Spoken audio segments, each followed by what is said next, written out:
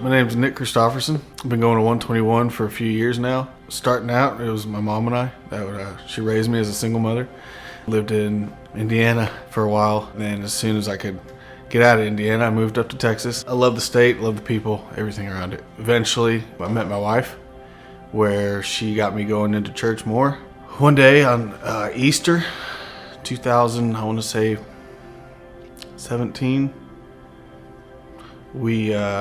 my wife worked night shift at Baylor Grapevine.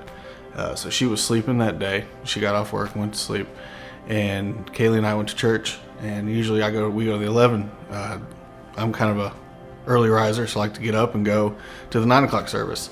And I go in and sit down and in my very antisocial spot in the very back row, the back of the church. And this gentleman sits in front of me. Just started thinking, is that my dad? So I took a picture of the back of his head, sent it to my mom, asked her, is this my dad? And she texted me back, OMG, yes. And then back when we used to, before COVID, Ross would make everybody very uncomfortable and tell us to stand up and turn around and greet each other. So when he did that, I said in my head, if this gentleman turns around and says his name's Paul, because I knew his name, I'm going to freak out a little bit. He stood up and shook my hand, looked me in the eye, and said, my name's Paul. So right then and there, it was kind of the conclusion that this is my father, shaking my hand at church, staring me in the eye. Couldn't believe it.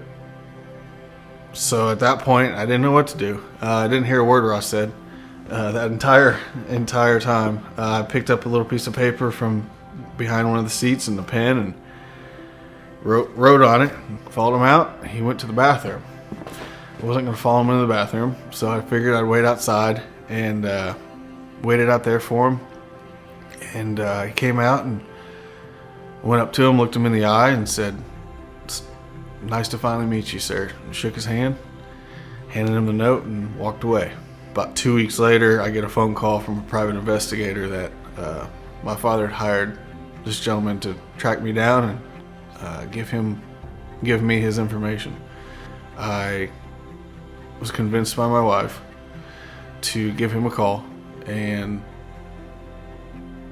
we talked for an hour, I believe, an hour and a half. And I'll always remember what he said. I don't want to get off the phone with you because I haven't had you for the last 30 years. So, and of course that made my wife start to cry. She was sitting right next to me. So we set a time to meet, and we met at a place that he actually used to own called Coal Vines. It's in South Lake. First time I ever met him, and it was great. I mean, it was talked about everything. His wife was there, Lisa. My daughter was there, obviously my wife, and just talked about everything. I mean, it was like catching up with old friends almost. I feel like we instantly just became best friends. I told my mother and my father, the past is the past. We're all adults now. Whatever happened then, it is what it is. I would love to move forward. This is a big piece of me that I was missing. And my mom was more than happy to do that. My father as well. They actually met for the first time in a long time when my son was born in the hospital room. And that was a really good time in my life, is to have them be able to talk and converse and just to have them together. I'd never had both my parents in the same room before. To this day, I still can't believe the way it happened. You don't meet somebody that significant in your life that just randomly pops up at church.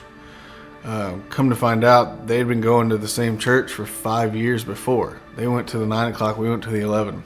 We just tried to soak it up as much as we could, because we already had lost 30 years, which I don't fault anybody for that. He was a good man, and I got to spend 3 good years with him. And he ended up passing last September.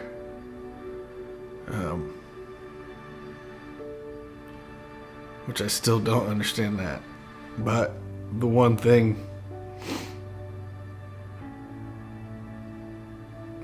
the one thing we always agreed on is that everything happens for a reason. We might not understand it. We might not like it. We might not know what to do with it.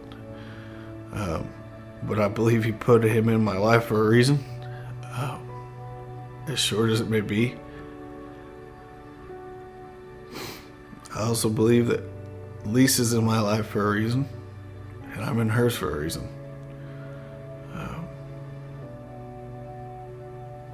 He loved my daughter, and he loved dressing up in a dino costume and chasing her around the house. But he was there for the birth of my son, so he was able to hold and enjoy the whole piece of it. It was a hole that was able to be filled. I was able to make memories. My kids were able to make memories. We have pictures and videos, and I wholeheartedly believe that God put us in the position that we were in and the time we were in for a reason and a purpose.